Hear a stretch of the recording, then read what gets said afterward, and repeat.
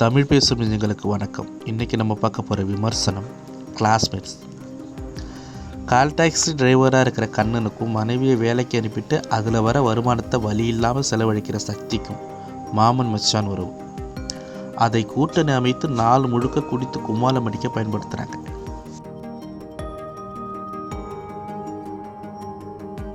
கண்ணனை நம்பி கல்யாணம் செய்கிற பிரணாவின் புகுந்த வீட்டு கனவு சுக்குன் உரா உடஞ்சி போகுது. அவரோட உணர்வுகளை கொஞ்சம் கூட மதிக்காமல் குடியால் சாலை விபத்து ஏற்படுத்திட்டு வழக்கை வாங்கிய பிறகும் திருந்த மறுக்கிறார். சக்தியின் குடும்பமோ அடுத்தடுத்து அவமானங்களை சந்தித்து கொண்டே இருக்கிறது. இந்த கிளாஸ்மேட் திருந்தினார்களா இல்லையா என்பதே படத்தின் திரைக்கதை.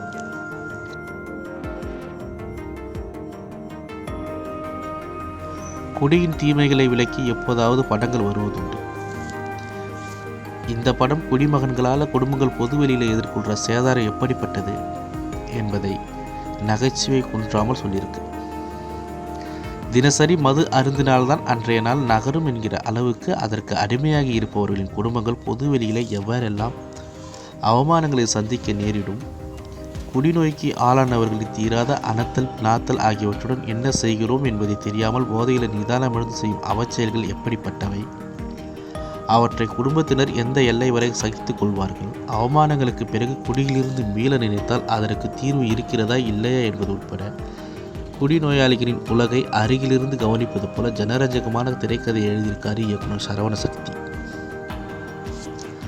அங்கையர் கண்ணனும் சரவண சக்தியும் குடித்துவிட்டு செய்யும் கூட்டணி அலைப்பறைகள் எடுபடுகின்றன. ஒரு புது மனைவிக்குரிய இயக்கங்களை நடிப்பின் வழியை நச்சென வெளிப்படுத்தியிருக்கிறார் பிரணாகோனி. மூத்த தாய் மாமனாக வரும் மறைந்த மயில்சாமி கத்தி கத்தி நடித்தாலும் வசன நகைச்சுவையால் மனம் விட்டு சிரிக்க வச்சிருக்காரு, சிந்திக்க வச்சிருக்காரு.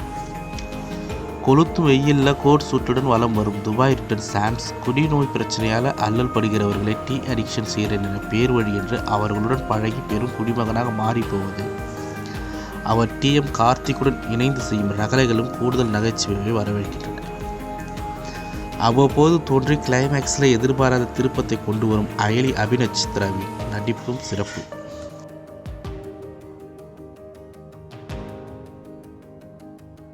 குடிநோயாளி கணவன்களின் தொல்லைகள் பலமுறை எல்லை மீறிய பின்னும் சகித்து கொள்ளும் மனைவிகள் கதாபாத்திரம் யதார்த்தத்துக்கு முரணாக எழுதப்பட்டிருக்கு.